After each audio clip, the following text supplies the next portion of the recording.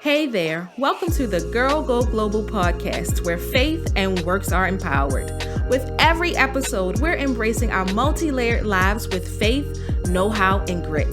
I'm your host, Dr. Jasmine, and I'm ready to go global with you. Let's get started. Well, welcome to the Girl Go Global podcast, where faith and works are empowered. I'm Dr. Jasmine, your host, and I'm so excited that you decided to join me today.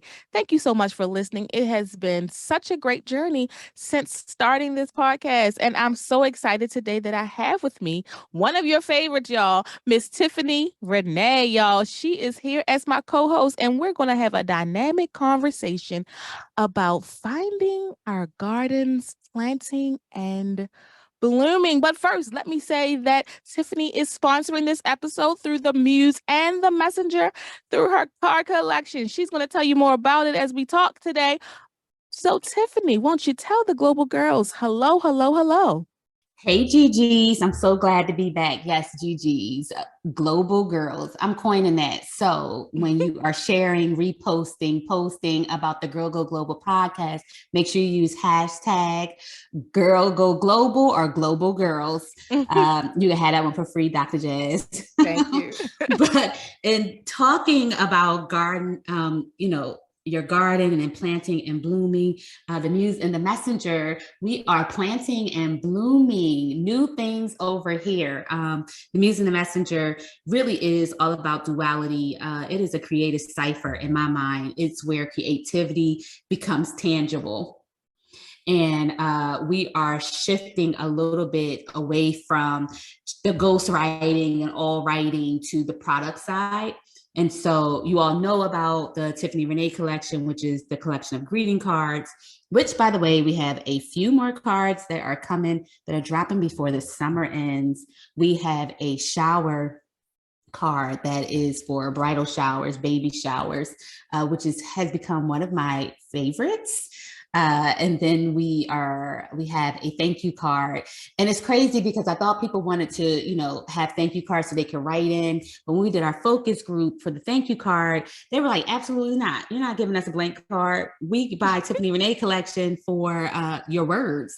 So the compromise for that card was, instead of my regular messages, there's a Tiffany Reneé quote in it about gratitude. And there's, blank space for you to still be able to write in it. The best of both worlds. We are we got a missing you card coming. And we have a engagement card. So that's going to be super dope with the card side. And then the newest thing that is blooming is our candle collection, because again, making creativity tangible. And I'm doing like all the things I love, right? I love writing, greeting. I love giving greeting cards. I love candles. If you come in my house, Dr. Jazz can tell you, there's always a candle burning. And so I am now creating candles. Each candle will come with a Tiffany Reneé quote on it.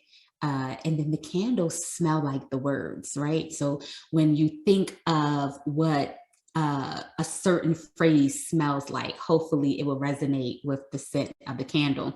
And I'm super excited about this. I am partnering up with, I don't know if you know Dr. Jazz, Trenjo Chris. I don't. She sells candles and bath soaps and salts and scrubs and butters and things of that nature, all natural, like diffusers, things of that nature. Anyway, I am a customer of hers, and I reached out to her, and Rochelle is the owner, and I'm like, hey, have you ever thought about becoming a distributor? One thing about the Muse and the Messenger, I love all people and embrace all people, but I want to give back to my people. And so everyone who has their hand in the pot with the Muse and the Messenger, the companies are Black owned. So like for our cards, our print shop, Panther Graphics is Black owned in New York. Our graphic designers are Black. And so I wanted the same thing for the candles. So our distributor, she's Black with a Black owned business, and a woman owned, Black owned business. So yes, Rochelle's been so helpful, and I'm picky, so it's been a long time coming. But y'all be careful about being picky because perfection is just another form of procrastination. So anyway, all that to say, the muse and the messenger, we are planting and blooming. And I can't wait for you all to experience all the blooms that will happen. So the candles are coming soon. They'll be in this fall before around the holiday time. So exciting.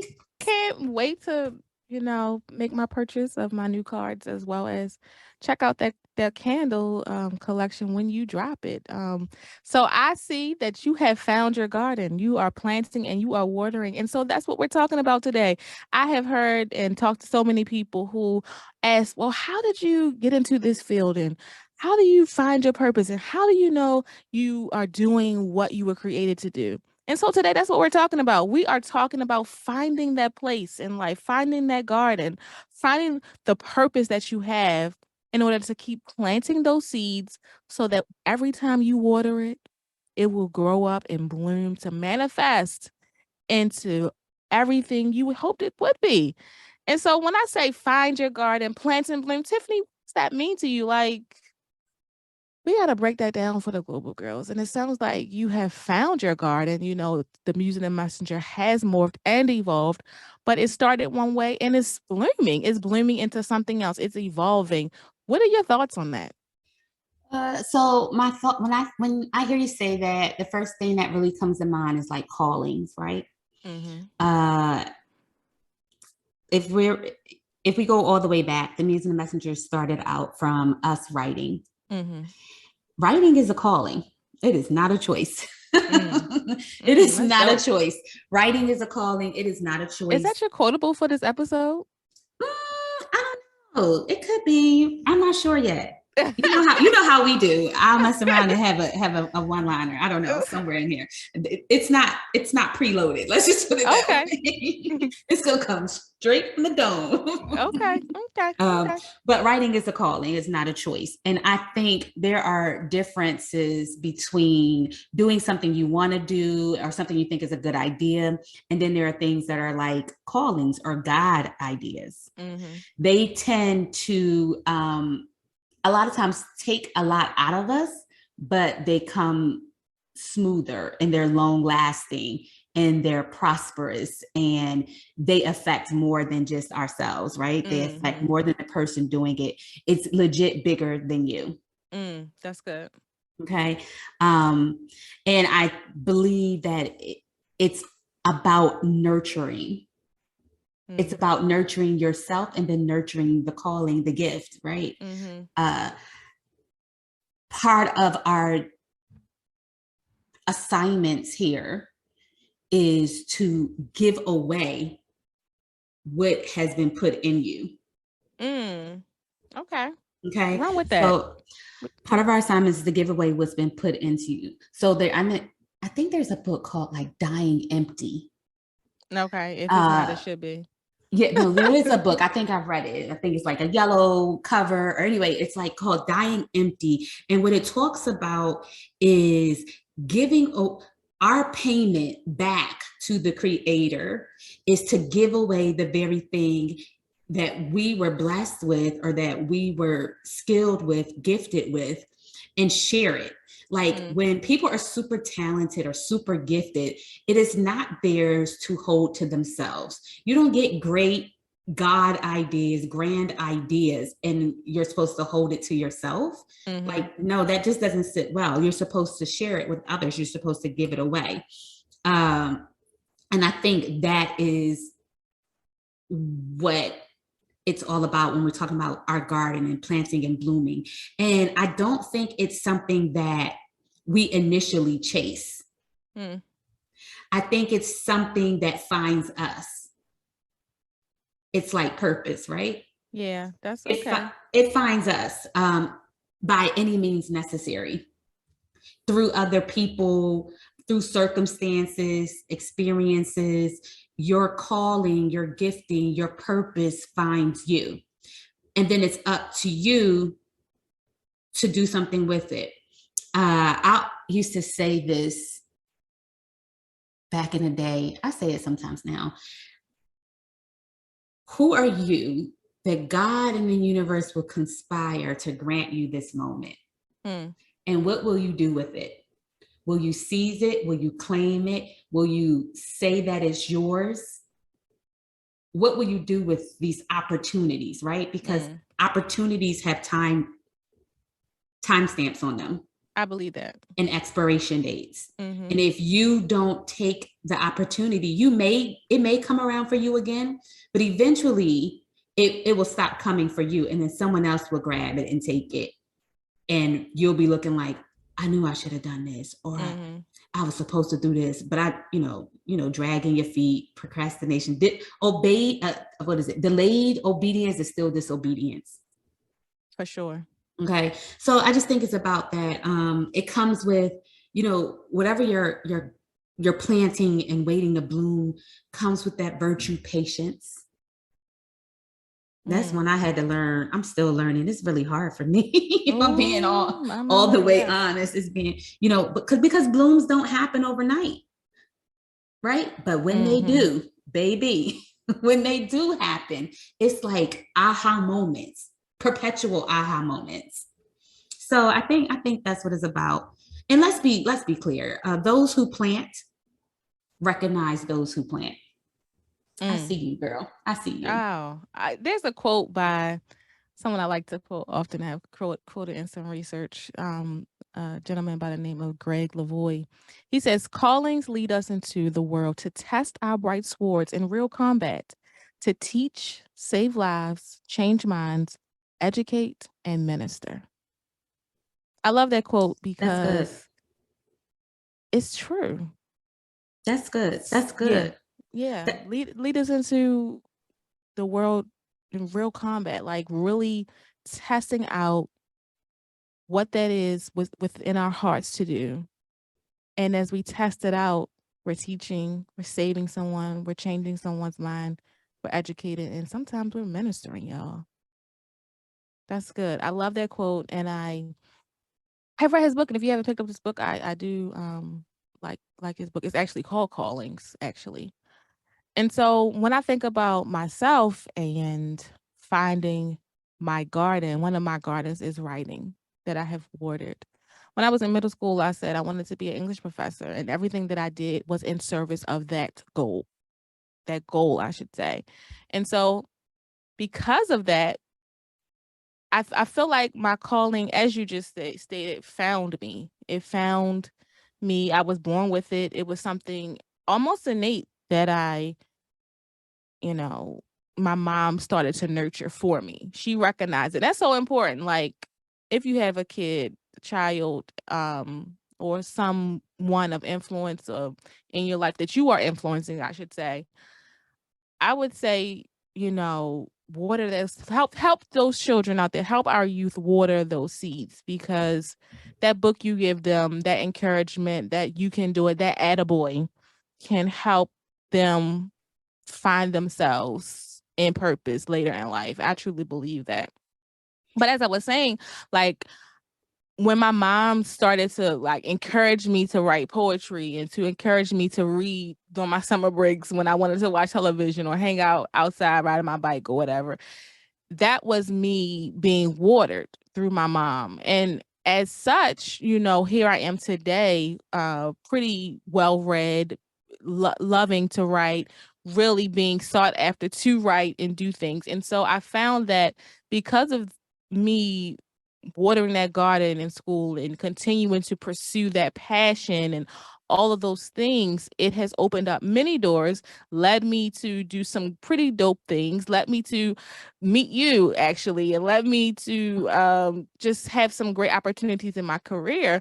So, but now I feel that it's being elevated, like it's going to the next level. Like I've watered that garden at a point where it's like now it's time to scale it. And I don't know if I'm explaining that the way I feel it, as the preachers say, but I believe that what once was just a pipe dream, a small moment in time, is being scaled in so many different ways and so many different avenues, and leading me to a path that I think that was always meant for me. You know, here I am on this podcast. Here I am writing for people. Here I am about to embark on some great business deals because of the skill that I have been able to cultivate over time. So you said something, and I don't know, the thought dropped into my mind. Owning your calling, claiming your calling is the bravest thing you will ever do. Oh my, there it is. Oh, that's the one liner. That's there it. It is. Owning, say that one more time. Yeah. Owning your calling is the bravest thing you will ever do. Why is that, Tiffany? Well, because most of the time we have no idea where our calling will take us. Okay. It'll Dr. Seuss you. Oh, the places you'll go. You know what I mean? So it's the bravest thing you could ever do because it has this element of the unknown. And what I have learned, especially over the last few years, is if you are open to the unknown, it will be kind to you. Again, it goes back to, and I think we talked about this before, that force and flow. That struggle is unnecessary. Struggling just means that you're going against the flow. So if you are open to the unknown, meaning you're not trying to force anything, hold on to anything, strong arm anything, then you will flow into what's next. That's good.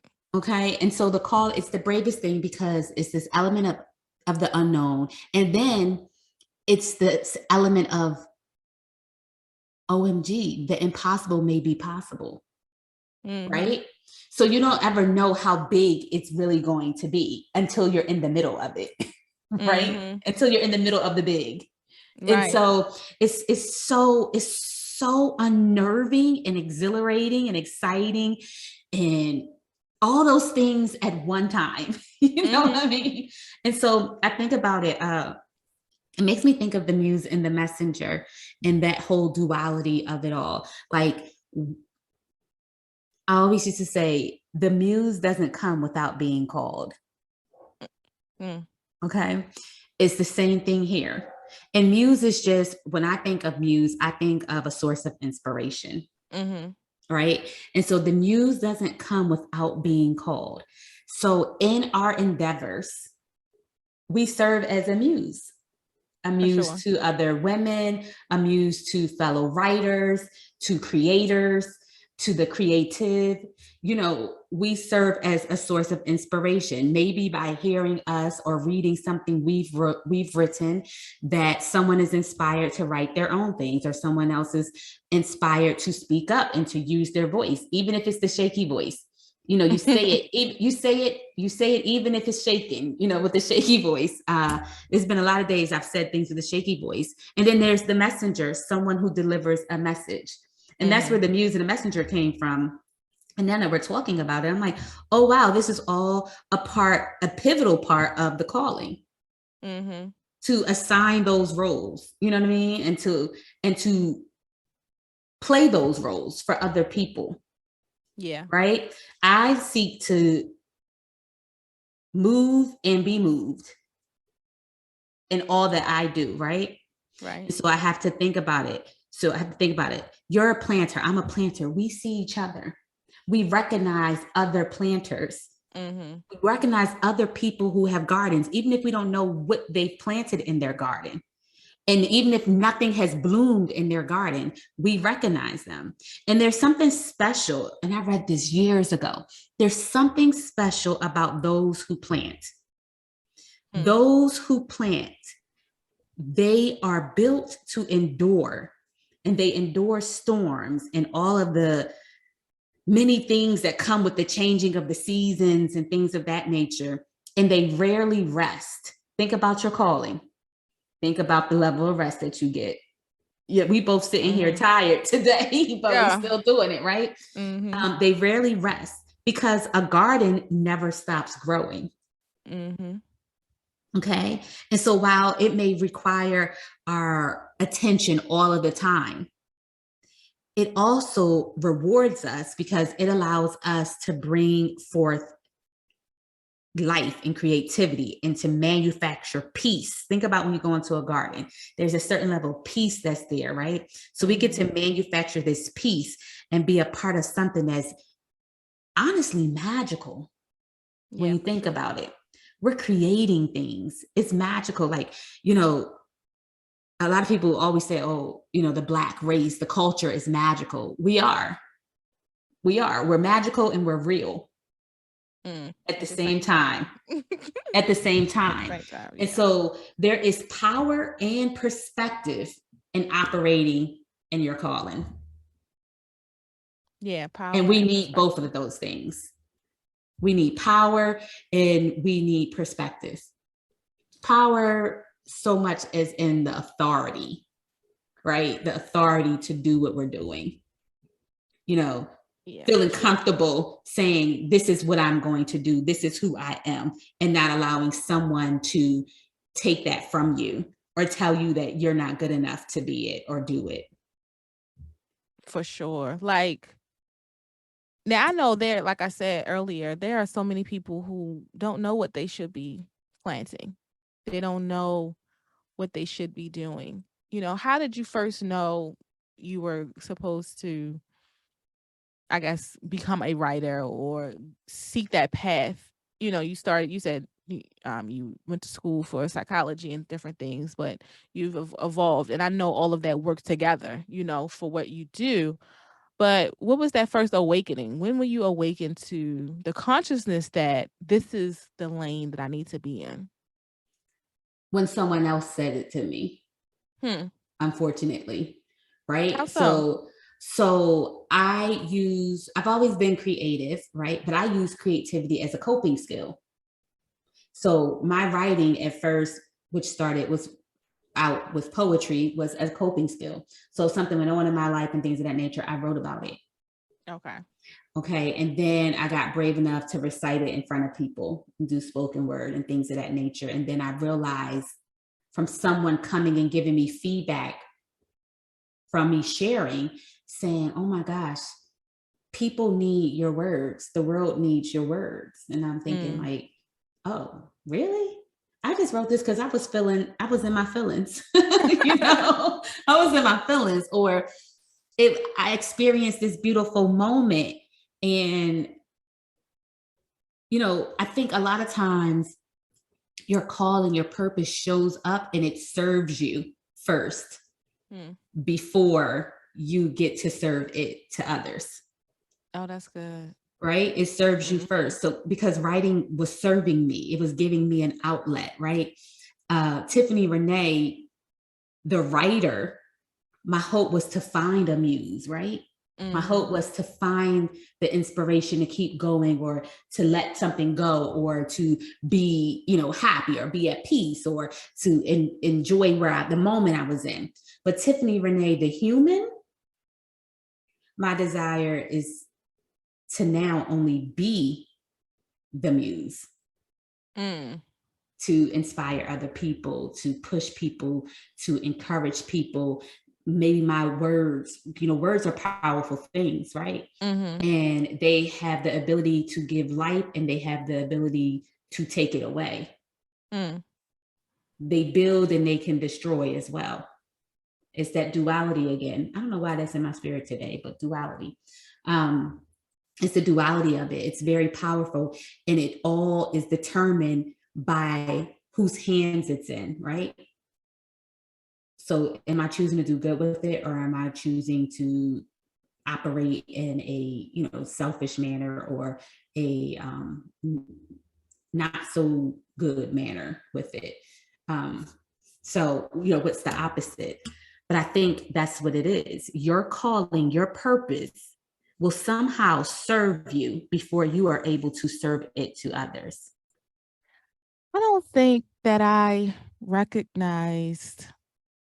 I always wanted to be a teacher. That was my thing. I wanted to teach at college level. I did that many years.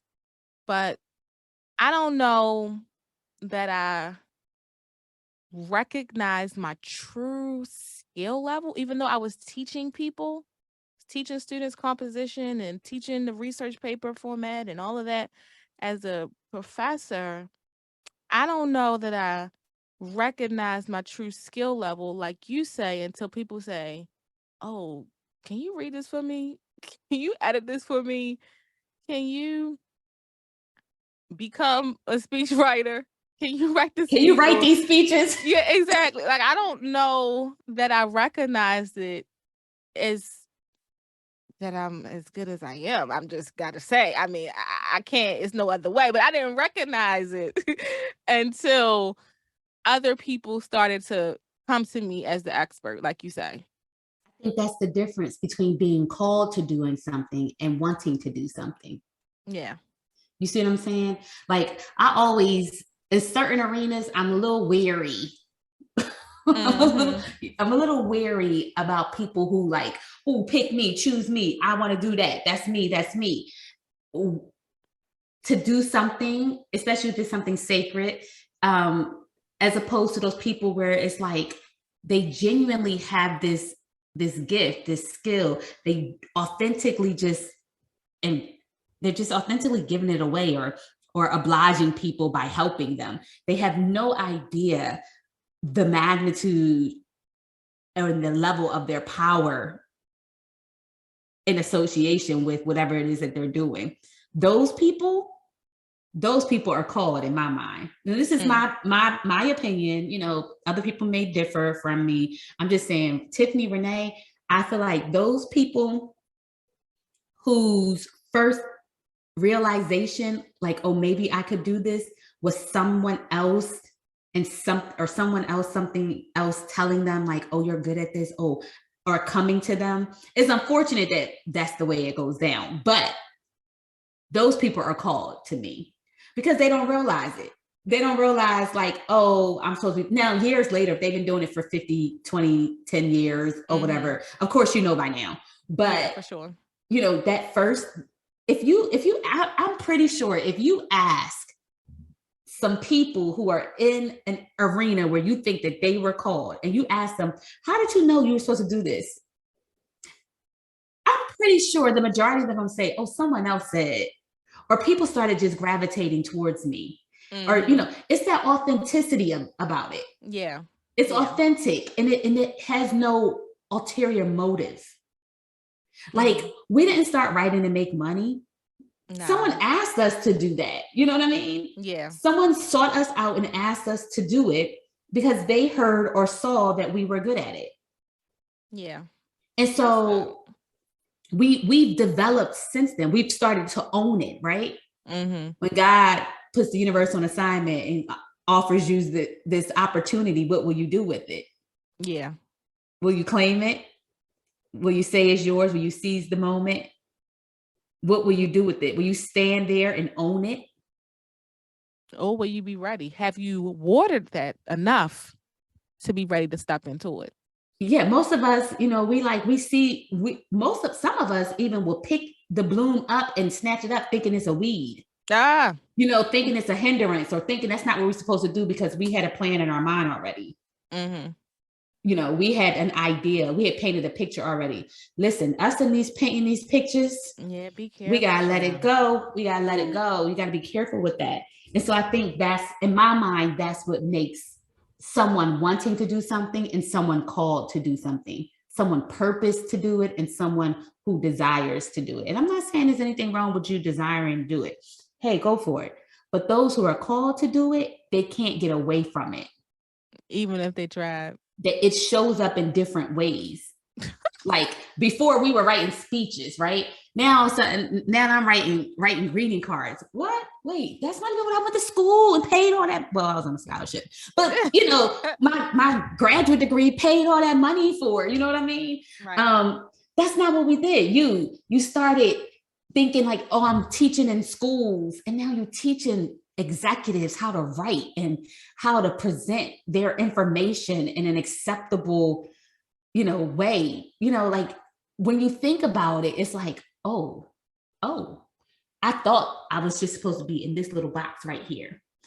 Someone opened up the sides and unhinged it and realize like, oh, there's so much more. that I could touch with this. Yeah, that's good. So I get the, I'm at the stage now where I'm continuing to expand. How shall I say, my garden? I'm continuing to expand. I'm seeking the Lord even now as I'm speaking about what's next. What am I evolving into? The question for me is just what's next? Because I'm itching for the creative. I'm itching for the creator to drop in my spirit what's next. But I do know I gotta pace myself. I'm looking forward to some new and exciting things here in the next year. But I am grateful for learning early on what I feel like part of my purpose is. Though it has evolved, I'm grateful for understanding what my calling was, a small piece of it, because I believe that in life we have so many callings, right? We have a purpose in life, but there's a piece that you play, there's another piece of the puzzle that starts to form as you begin to learn and understand who you are and who you are becoming, right?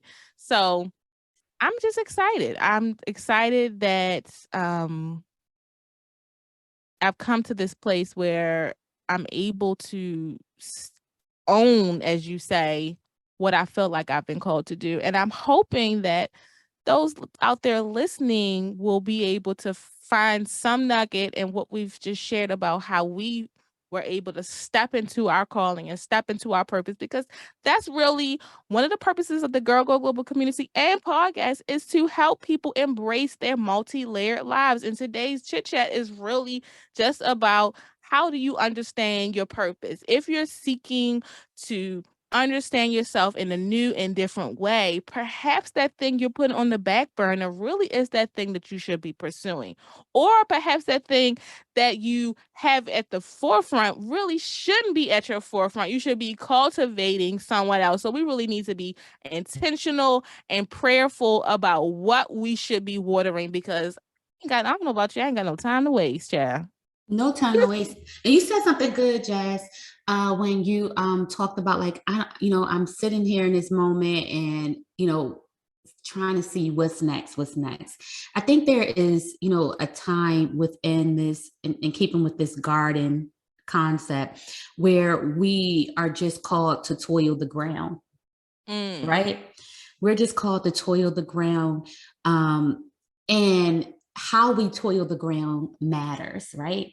Are we singing a song as we toil the ground just so others can hear it, the joy that we have, that we are grateful for the moment we are currently in? Or do we need to gently prune the pieces of ourselves where growth is needed, right?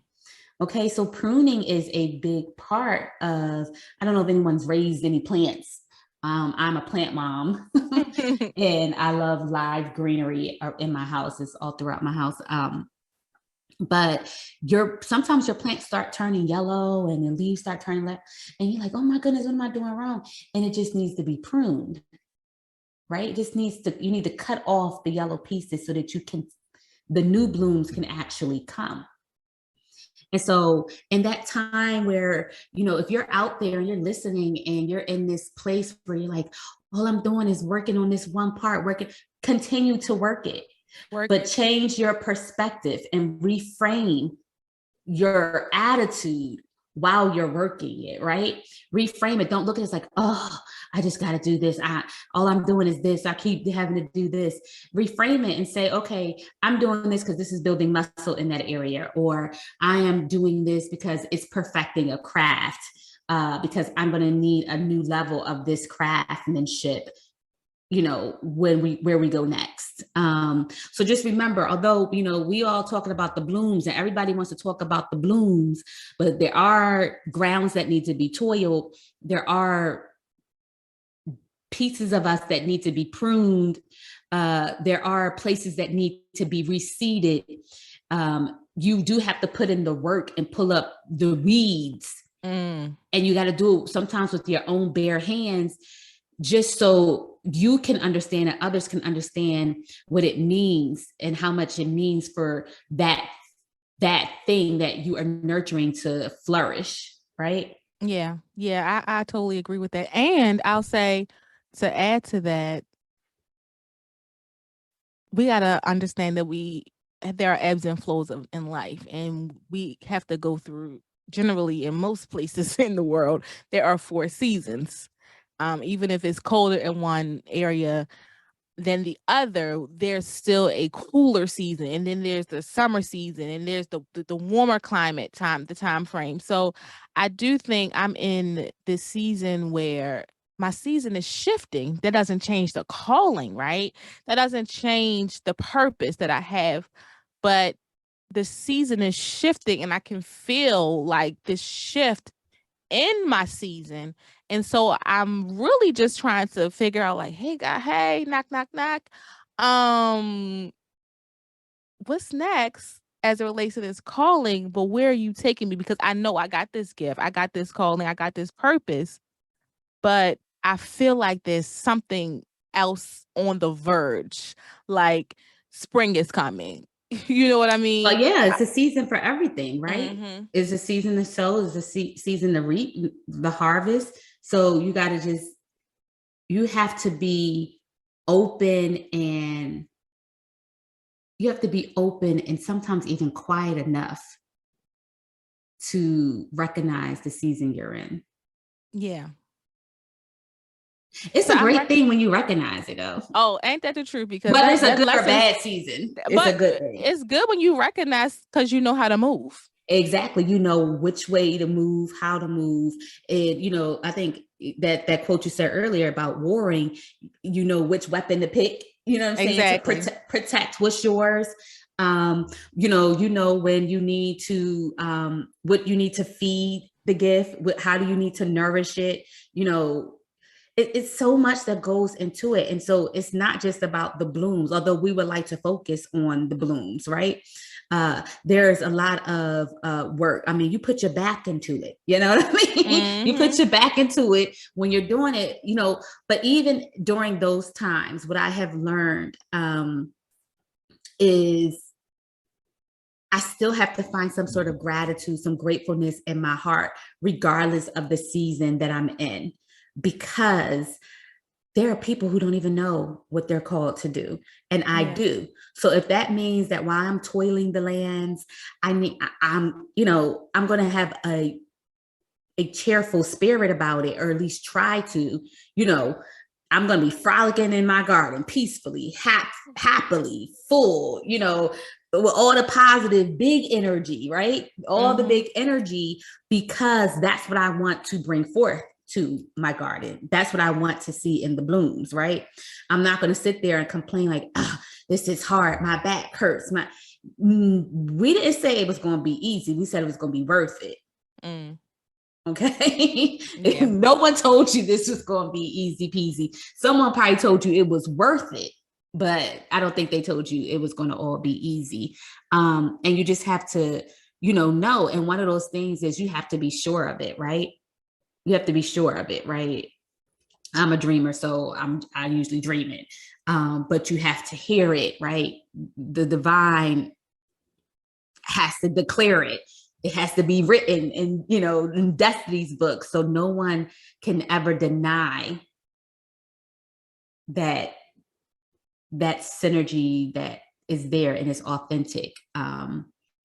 That's where you're supposed to be. And when other people can't understand it or see it or recognize it, you still have to stand 10 toes down that that's what it is. You know what I mean? For sure. You still have to 100% be like, no, this is what is happening. You know how many great things would not have happened if people let other people talk them out of doing what they felt they were supposed to do. One of the biggest examples is Taraji P. Henson. She had like $700 in her account, and she was like, and people were telling her, "You crazy? You a single mom? What about your baby?" If she would have let them people talk her out because they were scared, because they had never done it, That's when usually people tell you not to do things when they're either afraid of doing it or they don't think that they themselves are capable of doing it. And so you can't let those people are family and all, can be weeds sometimes. Yeah. And so you have to recognize that. I don't know. I think it's because so much goes into this. Like this was a bigger topic than what we walked into thinking it was. Your garden and planting and blooming. So if somebody said, "Hey Tiffany, hey Miss Tiffany Reneé, give me one strategy to help me find my garden. What should I be watering?" What would you say? Where should I be planting? Where should I be planting my seeds? If you had to give one person a bit of advice about what they should be doing to cultivate their garden, what would you say? If they don't know what they're supposed to be planting, I would say get still, get quiet. Mm-hmm. If you don't know, if you're not sure about it, get still, get quiet. I promise you, the quieter you are, the better you can hear. Yeah. That's a fact. And I know it because I've lived it. So if they don't know, that's what I would tell them. If they do know, I would say, remember, you are now a planter, and those who plant endure storms and seasons, and you rarely rest. But that's okay, because your garden won't stop growing if you keep going. Oh my. I think I'd have to say, look around. Look around your environment, your home, your job. What are you best skilled at? What do you have in your hands? Because it's in your hands, right?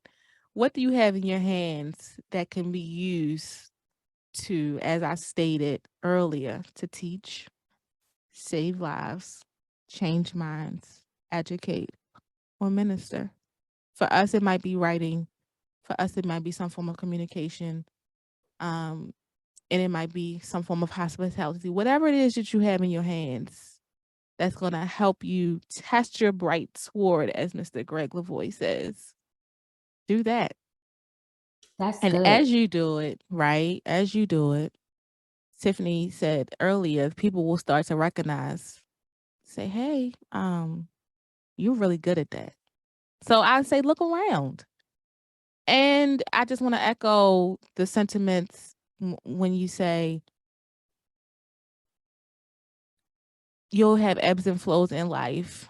And at every season, there's a lesson to be learned. And in every season, if you learn that lesson and you pass that season's test, right? If you get through that season, you will come out better for it, having a new skill that adds value to what you are planting, right?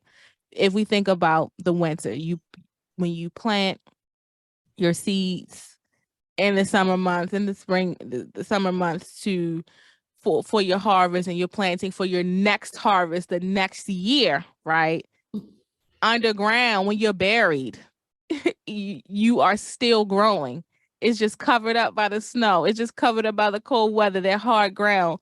But then when that season changes and those buds, those grains start to crack the ground and open up the ground and start to grow, all that work you did, right? All that suffering that took place, all those challenges, all those challenges that you faced would have become all worth it when you look around, as I stated, and you see what's now harvested. That's really good. It reminds me of your soul print. I think that what you are called to has always been there. So if you look back, you will have seen glimpse of it, right? Mark Batterson wrote a book called Soul Print, and it tells you like how every part and stage of your life led you to the next one. Yeah. And so if you take a second to look retrospectively, you will see that which you were called throughout your life. I can remember being a teenager writing poetry. You were a middle schooler saying you wanted to be a teacher. And now teacher translates to consultant. That's right. That's all that is in my mind. Right. Okay. And so you think about it, just look back. You're right. Look around and look back. This is the only time I'm telling you to look back. Seriously. Okay. All right. Look back, because your soul print will reveal to you, because your calling has always been there. Now, whether or not you saw it all the time, that's something totally different. Mm-hmm. Oh, that's good. This has been good. Oh my. We're going to have a part 2 of this. We might have to have part 2. Before we hop off, right? You want to say something? I was thinking, like, this is a good segue into something else we wanted to talk about, which was the recipe for success. So maybe that'd be the part 2. Yeah, you just hold tight. We got another episode coming. But first, this has been the Girl Go Global community and podcast where faith and works are empowered. I've been talking to my co-host today, Miss Tiffany Reneé. She is the owner of the Muse and the Messenger. And if you have not visited that website to grab your greeting cards, I suggest you do so. No, I'm serious. Get there now. Thank you. But today we have been talking about finding your garden, planting and blooming, finding that calling, cultivating it, and watering it until it manifests into that thing that it was always meant to be. So around here at the Girl Go Global community and podcast, we are around here embracing our multi-layered lives with faith, know-how, and grit. And I am sure you're excited that Miss Tiffany has joined me today. But as you know, this conversation is so good, but we can't stay on here all night. So be sure to tune in the next time, because we have more content coming. She will be back, y'all. This conversation has been good. Don't forget to like, share, and subscribe to the Girl Go Global podcast. Thank you so much for joining.